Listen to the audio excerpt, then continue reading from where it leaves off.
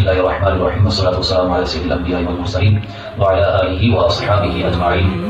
ہمارا علم دین کی فضیلت کے حوالے سے درس چل رہا تھا، تو حدیث نمبر 2 حضرت ابو درداء رضی اللہ تعالیٰ عنہ فرماتے ہیں، یہ حدیث پاک کا ترغیب اور ترہیب کے اندر موجود ہے۔ آپ فرماتے ہیں میں نے حضور علیہ السلام سے سنا کہ حضور علیہ السلام نے فرمایا کہ من سلک طریقا یلتمس فیہ علما، کہ جو بندہ علم کے کسی راستے پر چلتا ہے تو سہل اللہ له طریقا الی الجنہ، تو رب العزت اس کے لیے جنت کے راستے آسان کروا دیتا ہے۔ وان الملائکۃ لتضع اجنحتها لطالب العلم، کہ میرے محبوب صلی اللہ علیہ وسلم نے فرمایا کہ وہ بندہ جو علم دین حاصل کرنے کے لیے نکلا ہے تو رب تعالیٰ کے فرشتے اس سے خوش ہو کر وہ اپنے نورانی پروں کو اس کے پاؤں کے نیچے بچھا دیتے ہیں۔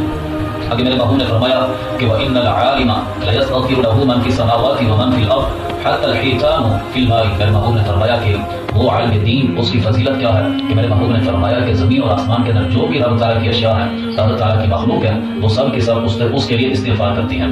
آگے میرے محبوب صلی اللہ علیہ وسلم نے فرمایا کہ وفضل العالم علی العابد کفضل القمر علی سائر الکواکب۔ میرے محبوب صلی اللہ علیہ وسلم نے فرمایا کہ جس طرح عالم کو عابد پر اس طرح کی فضیلت حاصل ہے کہ جس طرح چودھری کے چاند کو بقایا ستاروں پر فضیلت حاصل ہے۔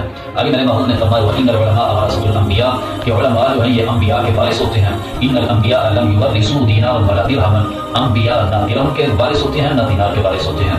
آگے میرے محبوب نے فرمایا انما ورثوا العلم، کہ انبیاء کس چیز کے وارث ہوتے ہیں؟ تو میرے محبوب نے فرمایا انبیاء علم کے وارث ہوتے ہیں۔ تو علماء جو ہے وہ انبیاء کے وارث ہوئے، یعنی جتنا علم حاصل کر سکیں گے وہ انبیاء کی وراثت سے اتنا حصہ لے لیں گے۔